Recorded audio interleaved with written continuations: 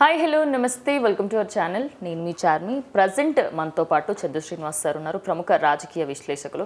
సార్తోని మాట్లాడి అసలు ఈ ఏపీకి సంబంధించి ఈ నెల 19న పవన్ కళ్యాణ్ గారు ఆయనకు సంబంధించిన బాధ్యతలు అన్నింటినీ తీసుకోబోతున్న విషయం అయితే తెలుస్తోంది.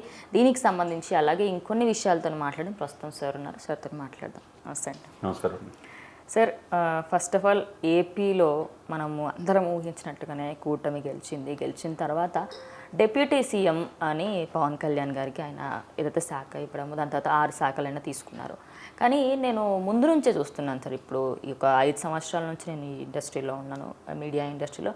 గత ప్రభుత్వాలు ఏదైనా చూసినప్పటికీ కూడా ఎప్పుడు కూడా లైక్ డిప్యూటీ సీఎం అంటే ఆ ఉన్నవా ఆ నామకే వాస్తే ఇచ్చేవాళ్ళు.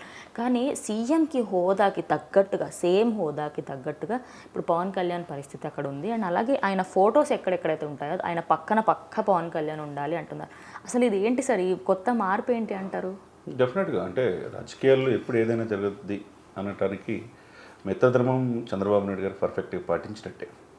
ఎందుకంటే మీరు అన్నట్టు మీకున్న ఈ 5 సంవత్సరాల్లో మీరు చూసింది ఏ ప్రభుత్వంలో ఏదో తాత్కాలికంగా డిప్యూటీ సీఎంలని అన్ని కులాలకి ప్రాధాన్యత ఇచ్చినట్టుగా పెట్టేవాళ్ళు తప్పితే ఎవరికి పవర్స్ ఉండే కాదు. ఫస్ట్ టైం మీరు ఆంధ్రప్రదేశ్ చరిత్రలో మనకు తెలిసి 4.5 దశాబ్దాల అనుభవం చంద్రబాబు నాయుడు గారు రాజకీయంగా సరి సమానంగా పవన్ కళ్యాణ్ గారికి ఈ రోజున మీరు డిప్యూటీ సీఎం అంటున్నారు. నేనేమంటానంటే సహచర ముఖ్యమంత్రిగా ఆయన చూస్తున్నాడు. ఎందుకంటే తన ఉన్న బ్లాక్లోనే బ్లాక్ నెంబర్ 1లో ఆయన ఛాంబర్కి ఎలకేట్ చేయడం కావచ్చు, చివరికి ఐఎన్పిఆర్ వాళ్ళకి కూడా ఇన్ఫర్మేషన్ ఇవ్వటం, జీవో జారీ చేయటం, నా ఫోటోతో పాటు పవన్ కళ్యాణ్ గారి ఫోటో కూడా పెట్టండి అన్ని ప్రభుత్వ శాఖల కార్యాలయాలన్నింటిలో, దానికి తోడు ప్రభుత్వ కార్యక్రమాల అన్నిట్లో ఎక్కడ చేసినా ఒక గ్రామ స్థాయిలో కావచ్చు, ఎంఆర్ఓ స్థాయిలో కావచ్చు, జిల్లా స్థాయిలో కావచ్చు, కలెక్టరేట్లో కావచ్చు, ఏ కార్యక్రమం చేసినా ఆ ఫోటోతో పాటు పవన్ కళ్యాణ్ గారు ఉండాలి అని చెప్పడం అనేది రాజ్యాధికారంలో జనసేన భాగస్వామి అయినట్టే. రాజ్యాధికారం చాలా దూరంగా ఉంటుంది. వాళ్ళకల్లా కష్టాల్లో ఉన్నప్పుడు చంద్రబాబు నాయుడు గారిని ఆదుకున్నారు. మనం గత ఇంటర్వ్యూలో కూడా చెప్పుకున్నాం, ఎలక్షన్ ముందు కూడా చెప్పాం ఈ ప్రభుత్వం ఎందుకు వ్యతిరేకత జగన్మోహన్ రెడ్డి మీద ఉంది, ఎందుకు కూటమి వస్తుంది అనేది కూడా నేను దాదాపు 1.5 year నేను చెప్తా ఉన్నా. మనం కూడా ఇంటర్వ్యూ చేస్తాం. ఇక్కడ ఏమైందంటే అధికారం 11 సీట్లకి పరిమితం అయిపోయింది. అధికార పార్టీకి 151 నుంచి 11 సీట్లకి పరిమితం అయిపోయి ప్రధాన ప్రతిపక్ష హోదా కూడా కోల్పోయింది.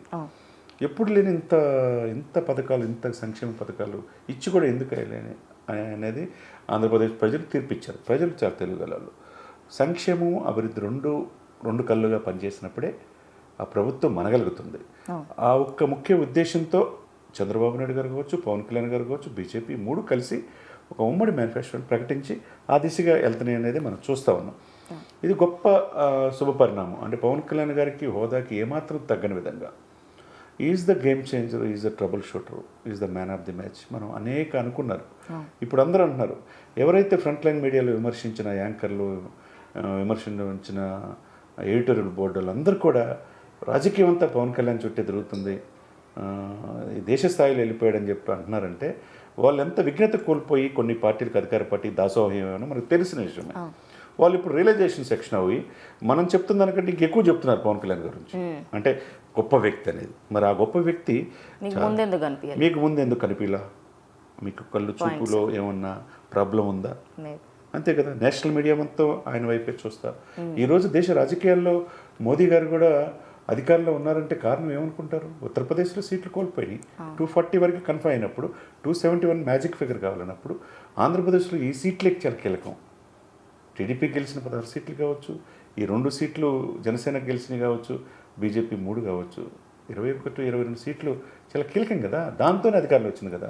అంటే ఈ కూటమి కలవాలని చెప్పేసి ఢిల్లీ పెద్దల్ని, బీజేపీ పెద్దల్ని కూడా ఒప్పించింది ఎవరు? పవన్ కళ్యాణ్. ఆయన ఎక్కడ గెలవలేదు. అనేకంగా విమర్శిస్తారు, ప్యాకేజ్ స్టార్ అంటారు, మ్యారేజ్ స్టార్ అంటారు, అసెంబ్లీ గేటు కూడా తాకని దమ్ముంటేనా అన్న వ్యక్తులందరూ కూడా ఎక్కడున్నారు మేడం? అసెంబ్లీ గేటు కాదు, పత్తా కాదు, బయటకు వస్తే చెప్పులతో కొడతారు, రాళ్ళతో కొడతారని భయపడి రాష్ట్ర సరిహద్దులు దాటి పారిపోయారండి. కౌంటింగ్ సెంటర్ నుంచి వెళ్ళిపోయారంటే ఇక అర్థం చేసుకోండి. అంటే దేవుడు విధి రాత అలా ఉంటుంది. మీకు నోరు వచ్చింది కదని వ్యక్తిగత అన్నం చేసి ఆయన భార్యని, పిల్లల్ని, అమ్మని, ఈయన పసిపిల్లలు కూడా ఏమన్నారండి, ఎన్ని రకాల దారుణం కదన్నే.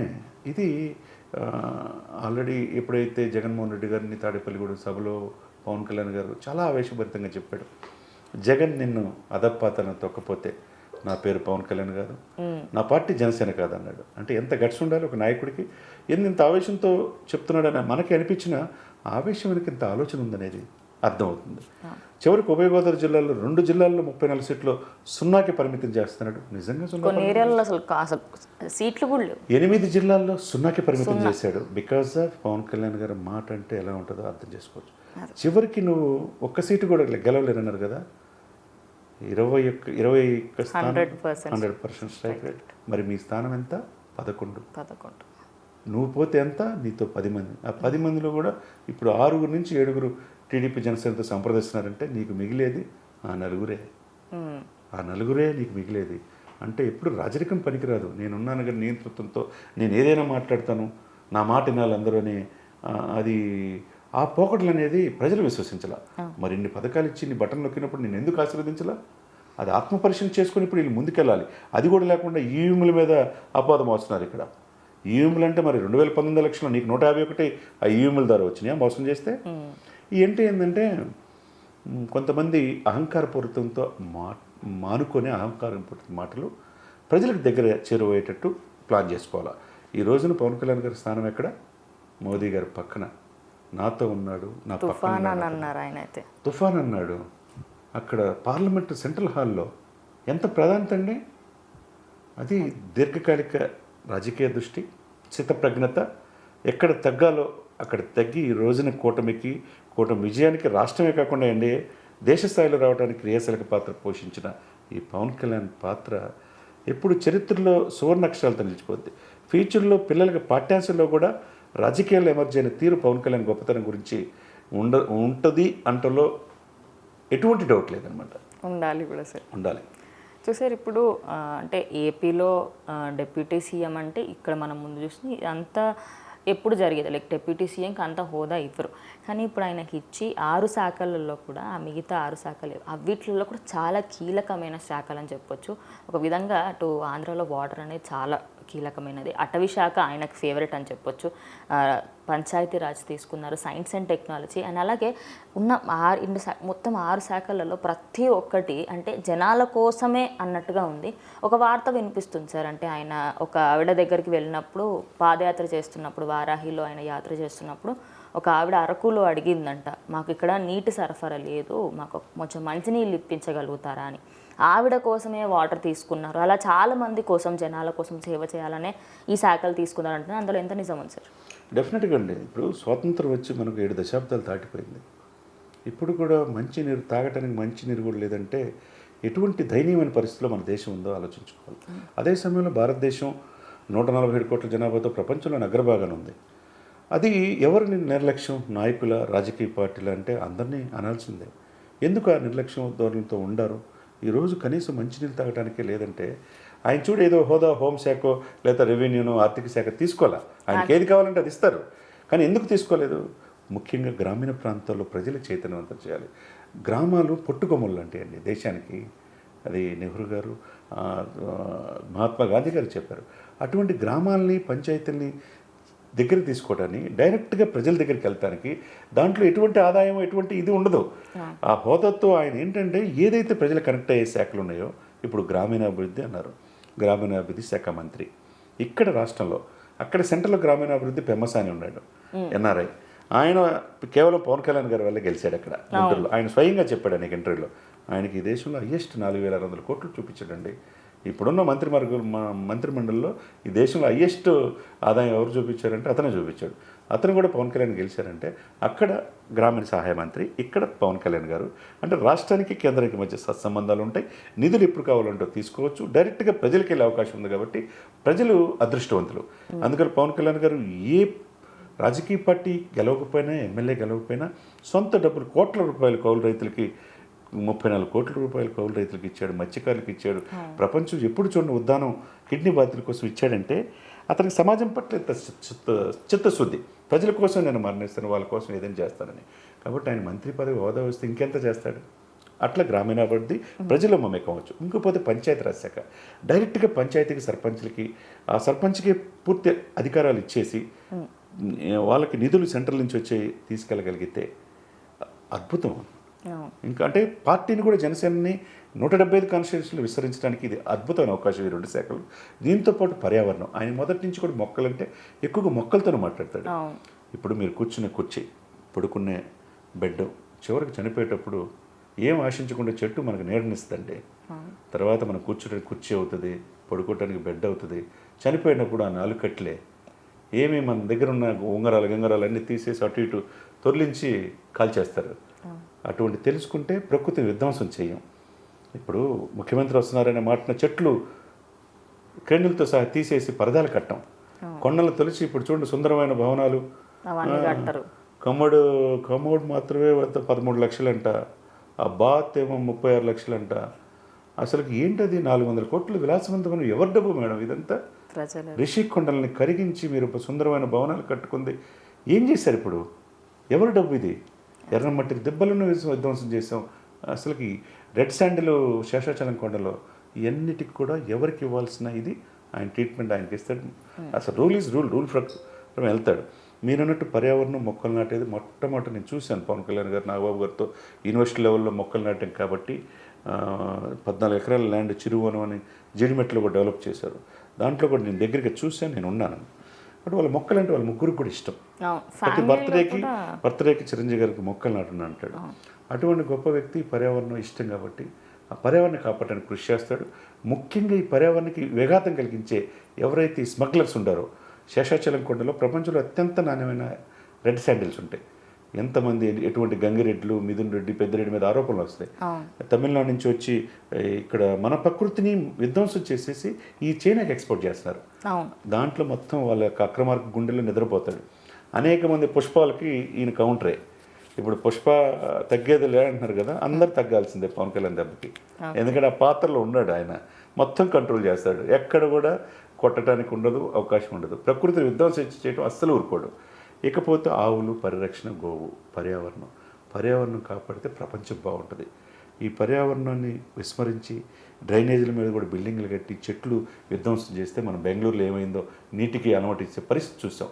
అది మొత్తం రేపు హైదరాబాద్కి రావచ్చు, రేపు ఢిల్లీకి రావచ్చు. కాబట్టి ఢిల్లీలో most pollution state in the world ఏదనుకున్నారు, ఢిల్లీ అయిపోయింది. అంటే పక్కనున్న పంజాబ్ నుంచి పంటలు కాల్చి ఆ యొక్క కాలుష్యం వల్ల ఢిల్లీలో శ్వాసకోశ సంబంధించిన వ్యాధులతో బాధపడుతున్నారు. మాస్క్ పెట్టుకుంటున్నారు సార్. ఇప్పుడు 51 డిగ్రీల్లో మన ఎండలు వచ్చినాయి అంటే ప్రకృతిని విధ్వంసం చేయడం వల్ల ఏ విధంగా అవుతుంది, ఇవన్నీ కూడా ఆయన చేయగలడు. ఇకపోతే సైన్స్ అండ్ టెక్నాలజీ, ఆయనకి యువత చాలా డైరెక్ట్ అట్రాక్షన్ అవుతుంది. ఆయన మంచి సబ్జెక్ట్ చదివింది ఇంటర్ అయినా సమాజాన్ని చదివాడు. అతను చదివిన బుక్స్ ఎవరు చదవాల. ఆయన ఐక్యరాజ్య సమితి కూడా ఇన్వైట్ చేసిందంటే మనకు తెలుసు. ఢిల్లీలో సెంట్రల్ యూనివర్సిటీ కావచ్చు, ఇప్పుడు మనకి షారు శ్రీహరికోట కావచ్చు, బెంగళూరు ఇస్రో కావచ్చు, మన యంగ్స్టర్స్ అనేక మంది దేశ విదేశాల్లో ర్యాకెట్లు పంపిస్తున్నారు అంతరిక్షంలో, చంద్రయాన్లని. అటువంటి ఇదిని ప్రోత్సహిస్తారు. ముఖ్యంగా సైన్స్ అండ్ టెక్నాలజీ కూడా మంచి పేరు తీసుకొస్తారు. ఇటువంటి శాఖలు ఈయన ఇవ్వటం వల్ల ఒక సహచర ముఖ్యమంత్రిగా, డిప్యూటీ సీఎం కాకుండా ఏదైతే ఏరుకోరి ఈయనకి ఇచ్చిన ఎలకేట్ చేయడం కావచ్చు, ఆయన అడిగిన ఇవ్వటం కావచ్చు, ఈయనకిచ్చిన శాఖలకి 100% పర్ఫెక్ట్గా న్యాయం చేస్తాడు. ఆ శాఖలకి వెన్న తీసుకొస్తాడంటలో ఎటువంటి డౌట్ అని పడాల్సిన అవసరం లేదు. బాధ్యతలు ఎప్పుడు తీసుకోబోతున్నారు సార్? రేపు 19వ తారీఖు తీసుకోబోతున్నాడు. 19th ఆయన ఎప్పుడు కూడా ఫస్ట్ టైం ఎమ్మెల్యే అవటం, డైరెక్ట్గా ఉప ముఖ్యమంత్రి అవటం, డైరెక్ట్గా చంద్రబాబు నాయుడు గారు పక్కన ఉండటం, చంద్రబాబు నాయుడు గారి ఫోటో పక్కన ఆయన ఉండటం. చూడండి విధి ఎంత ఇదో చూడండి. ఓర్పు, నేర్పు, చేర్పు. నేను ఎప్పుడు చెప్తుంటా, ఓర్పు, నేర్పు, చేర్పు, కూర్పు ఉంటే మనిషి సక్సెస్ అవుతాడు. దశాబ్దం పైన ఉన్నాడు. ఆయన పడిన దెబ్బలు ఎవ్వరు తినలా. మాటలు కూడా ఎవరు మాటలు మనం చూస్తే చిరంజీవి గారి ఇంటికి వెళ్ళినప్పుడు అన్న కోసం 2 చెప్పులు బయట పెట్టి సాష్టాంగ నమస్కారం చేశాడు. అటువంటి కుటుంబాన్ని కళ్ళమ్మని నిలబెట్టుకుని అక్కులు చేసుకున్నాడు. భార్య భారతీయులు కదా, రష్యన్, ఆయన 2 చెప్పులు చేతుల్లో పెట్టుకుంది. అటువంటి వాళ్ళండి ఈ దుర్మార్గులు, దుష్టులు, ఈ చీటర్లు, ఇటువంటి వాళ్ళు వాళ్ళని ఫ్యామిలీని విమర్శించేది. కళ్ళమ్మని నీళ్ళు తీసుకొచ్చే సంప్రదాయం. ఒక అన్నదమ్ములు ఎలా ఉండాలి, లేకపోతే కుటుంబం ఎలా ఉండాలి, ఒక వదిన మరిది ఎలా ఉండాలి, కుటుంబ వ్యవస్థ తెలియజేశారు కదండి. చివరికి మోదీ గారు కూడా, ప్రపంచం మెచ్చే మోదీ గారు కూడా ఆయన్ని అన్నొచ్చాడనంగాలని చేయి పట్టుకొని తీసుకెళ్ళి 2 చేతులు ఎత్తి భుజం మీద చేసి వాళ్ళతో ఎమోషన్ అయ్యారంటే ఎంతండి. వాళ్ళ స్థాయి ఎక్కడుందండి? వీళ్ళు ఎక్కడున్నారండి? అదే మిడిమిడి నాలెడ్జ్తో ఎప్పుడు కూడా ఎవరిని తక్కువ అంచనా వేయటానికి వీల్లేదు. ఇప్పుడు ఎగ్జాంపుల్ నేటి ఎవరు రాజకీయ నాయకులు కావచ్చు, ఎవరికైనా example Pawan Kalyan is the not only Andhra Telangana, is national political స్టార్గా ఆయన అవతరించిన తీరు, పార్లమెంట్ సెంట్రల్ హాల్లో కూడా ఆయనకి ఇచ్చిన గౌరవం ప్రతి తెలుగు వాళ్ళు కూడా గర్వపడాల్సిన విషయం అనమాట. సార్ ఇప్పుడు మనకి చూసుకున్నట్టయితే 16,000 ఉద్యోగాలు ఇవ్వడం జరిగింది మొన్న ఆయన 5 సైన్స్ 16,430 డిఎస్సి మెగా డిఎస్సి టీచర్స్కి సంబంధించి ఆయన ఉద్యోగాలకు సంబంధించి చెప్పారు. అయితే దాంట్లో కూడా కొంతమంది వైఎస్ఆర్సీపీ క్యాండిడేట్లు 6,000 ఉద్యోగాలు మావే, మీరు తీసుకొచ్చిన 10,000 మాత్రమే అంటున్నారు. దానిపైన మీరేమంటారు? ఇప్పుడు వైసీపీ వాళ్ళు ఓడిపోయారని వాళ్ళు ప్రతిపక్షం కూడా లేదనేది ముందు తెలుసుకోవాలి. Okay, first point. వాళ్ళు ఎక్కడున్నారో తెలుసుకోవాలి, వాళ్ళ స్థానం ఏందో తెలుసుకోవాలి. అది తెలుసుకొని ఆ పార్టీ ఎందుకు ఇంత జనం చీత్కరించారు, మీరు మాకు వద్దురా బాబు వెళ్ళిపోండి అని అన్నారో ప్రజల దగ్గరికి వెళ్ళి ముందు ప్రజల దగ్గరికి వెళ్తే ప్రజలు సమాధానం చెప్తారు. ప్రజల దగ్గరికి వెళ్ళటానికి కూడా భయపడుతున్నారు, రాళ్ళు వేస్తారు, చెప్పులతో కొడతారు అని. అంటే మీరు ఎంత విధ్వంసకర పరిపాలన చేశారు, ఏం చేశారు ఆంధ్రప్రదేశ్ ప్రజలకి? మీరు ఎవరిని అడుగుతున్నారు? ప్రజలు మ్యాండేటరీ ఇచ్చారు, మీకంటే మించి మెజార్టీ ఇచ్చారు. అక్కడ 175లో మీ స్థానాలు 11 మాత్రమే.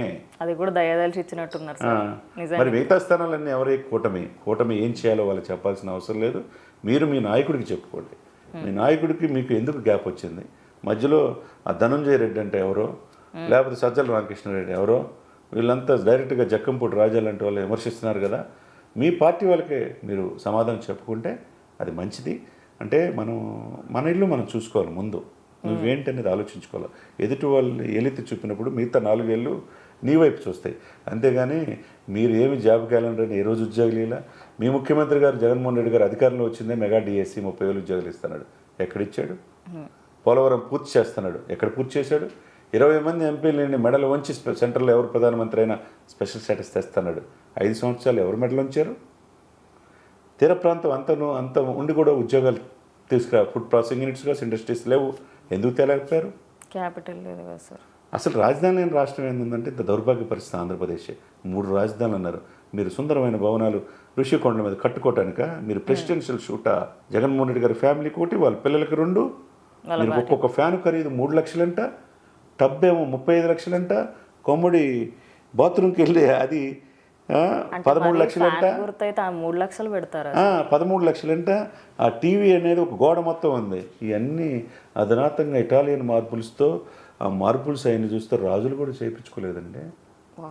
మరి ఇది ఎవరు సమాధానం చెప్పాలా? నిన్న వెళ్ళి మీడియా ముఖంగా అన్నీ రిలీజ్ చేశారు కదా, దీనికి సమాధానం చెప్పమనండి.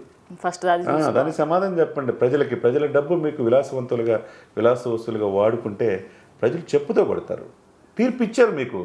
మీరు తగ్గి ఎక్కడ తప్పు జరిగిందో సరిదిద్దుకునే అవకాశం కూడా లేదండి వాళ్ళకి. ఆ పార్టీ కూడా ఉంటుందో లేదో డౌట్ ఉంది, భూస్థాపితం అయ్యేటట్టు ఉంది. ఎందుకంటే వాళ్ళ పరిస్థితులు, వాళ్ళ మాట తీరు ఇప్పుడు ఎక్కడ ఎవరు బయటకు వచ్చే పరిస్థితులు, జనం కొడతారనే భయం ఉంది. అంతే కదండి. ఇప్పుడు ఏం చేస్తారు? ఏ విధంగా నమ్మకంతో 11 నుంచి మీరు రావాలా? రేపు అసెంబ్లీలో కూడా మీకు ప్రధాన ప్రతిపక్ష హోదా లేదంటే ఆ పాత్ర కూడా పవన్ కళ్యాణ్ పోషిస్తున్నాడంటే చంద్రబాబు నాయుడు గారి పక్కన మీ స్థానం ఏంటి? మీరు అసెంబ్లీకి కూడా రాగలరా? రేపు ప్రభుత్వం అడిగిన ప్రశ్నలు మీరు సమాధానం చెప్పగలరా? అసలు మీరు ప్రజలు ఎందుకు చిదరించారు? మీరొద్దు, మీరు ఎన్ని బటన్లకి మిమ్మల్ని కాదన్నారంటే ఎందుకు, ఎక్కడ తప్పు జరిగిందో రెక్టిఫై చేసుకోండి. మీరు నోరుంది కదా అని చెప్పేసి జగన్మోహన్ రెడ్డి గారితో పాటుగా మీరు ఆయన మన్ననలు పొందడానికి ఇష్టం వచ్చినట్టుగా వ్యక్తిగతరణం చేస్తే ప్రజలు ఎటువంటి తీర్పు చెప్పారండి? ఏ మంత్రి అయినా ఈ విమర్శించిన ఒక రోజా కావచ్చు, రోజా ఆల్రెడీ చెన్నై పారిపోయింది అంటున్నారు, ఒక అంబటి రాంబాబు గారు కావచ్చు, ఒక పేర్ని నాని కావచ్చు, లేకపోతే కొడాలి నాని కావచ్చు, వంశీ కావచ్చు, గుడివాడ అమర్నాథ్ కావచ్చు, వీళ్ళందరూ ఎవరైనా ఉన్నారా మేడం? మీకు ఏమైనా గుర్తుందా? ఎవరైనా గెలిచారా? అసలు పత్తలేరు కదా సార్. వీళ్ళకి ఆంధ్రప్రదేశ్లో ఉన్నారో లేదో డౌటు. వీళ్ళు పవన్ కళ్యాణ్ గారిని నువ్వు అసెంబ్లీలో అడుగు పెట్టనివ్వంటారా? అంత మొగోళ్ళ. ఇప్పుడు ఏమయ్యా? కాలు వెంట్రుకలు కూడా పీక్కోమన్నారు సార్.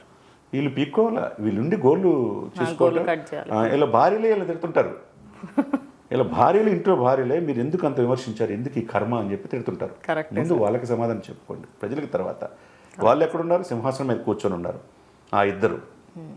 లేకపోతే లోకేష్ బాబు, ఆయన నిన్ను విమర్శించారు మీరు. పప్పు అన్నారు, పప్పు నుంచి నిప్పు అయిపోయాడు ఆయన. ఆయన టచ్ చేయగలరు ఇప్పుడు. మెజారిటీ అసలు ఈ రోజున ఏంటి, what is the Lokesh, what is the Chandrababu, what is the Pawan Kalyan, ఈ ముగ్గురు మోడీ గారి పక్కన ఉన్నారు. అంటే మీరు ఎప్పుడు కూడా ఏంటంటే ఒకటే అండి, స్థానాలు, మనిషి నేను అనే అహం అనేది ఎప్పుడైతే వస్తుందో పతనం స్టార్ట్ అయినట్టే. అంతే. నువ్వు ప్రజలకు దగ్గర అయితే నిన్ను ప్రజలు స్వీకరిస్తారు, నువ్వు చెప్పిన మాటలు వింటారు. అది చరిత్రలో మనం చూసాం. ఎంతమంది ప్రభుత్వాలు అలా, ఎంతమంది బ్రిటిష్ వాళ్ళకి ముందు మొఘళ్ళు వచ్చారు, బాబర్లు వచ్చారు, ఖిల్జీలు వచ్చారు, రకరకాల వాళ్ళు వచ్చారు. ఎవరు వచ్చారు? ప్రభుత్వ పాలన ప్రజారంజకం ఉంటే మిమ్మల్ని ఆశీర్వదిస్తారు తప్పితే నియంత్రిత పోకడలు ఉంటే ఇలానే చెదరించుకుంటారు. ఓకే. సో సార్, ఫైనల్గా మనకి ఇప్పుడు పోలవరం గురించి ఎన్నో సంవత్సరాల వెయిట్ అని చెప్పొచ్చు. అండ్ ఇప్పుడు పోలవరం వచ్చే ఛాన్సెస్ కూడా ఎక్కువ ఉన్నాయి అంటున్నారు. అలాగే ఐటీకి సంబంధించి లోకేష్ గారు, ఆయన ఐటీ మినిస్టర్ కాబట్టి నాలెడ్జ్ ఉన్న వ్యక్తి, అటు ఫారెన్లో చదువుకొని వచ్చిన వ్యక్తి, ఆయనకి నాలెడ్జ్ ఉంటుంది. ఐటీ రంగంలో కూడా ముందుకి వెళ్ళే అవకాశాలు ఉన్నాయంటున్నారు. అలాగే దేవస్థానాలకు సంబంధించి కూడా కొన్ని మార్పులు చేర్పులు చేస్తే బాగుంటుందని చెప్పేసి ప్రజలు అనుకుంటున్నారు. ఈ మార్పులను జరుగుతాయి అనుకుంటున్నారు సార్? డెఫినెట్గా ఈ 3 పాయింట్లో ఫస్ట్ పాయింట్ మీరు అడిగింది పోలవరం ఆంధ్రలో జీవనాడి.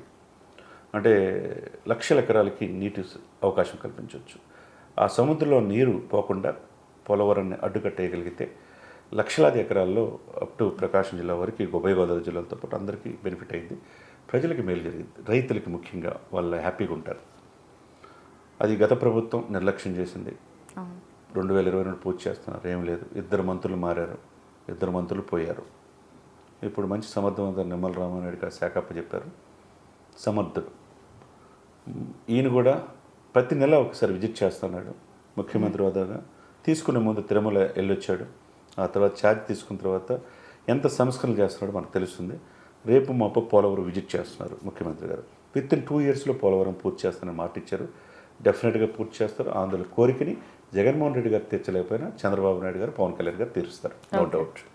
రెండోది, స్టాన్ఫోర్డ్ యూనివర్సిటీలో చదువుకున్న లోకేష్, స్టాన్ఫోర్డ్ యూనివర్సిటీలో చదువుకున్న లోకేష్ చాలా తక్కువ అంచనా వేశారు. అతనికి ఐటీ మీద ఉన్న అవగాహన చాలా తెలియంది. నేను నాకు దగ్గరగా చూశాను కాబట్టి తెలుసు. చాలా తక్కువగా అతన్ని పప్పు అని చెప్పి ఎంత విమర్శించారు. అతను బాడీ షేమ్ చేశారు కదా. అతను ఈరోజు ఏంటి, ఒక యువగలం ద్వారా ప్రజల్లో చచ్చిపోయాడు. దానితో పవన్ కళ్యాణ్ ఒక అన్నగా చేతనందించాడు.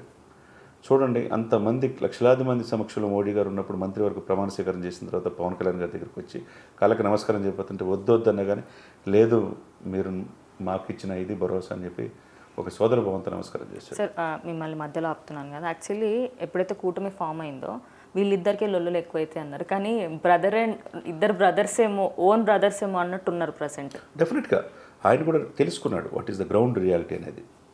ఈరోజు పవన్ కళ్యాణ్ లేకపోతే మా పరిస్థితి ఏంటి, మా పార్టీ ఏంటి అనేది తెలుసుకున్నారు కాబట్టి కలిసిపోయారు ఫ్యామిలీగా. వాళ్ళకు ఒక ఆక్సిజన్ అందించాడండి.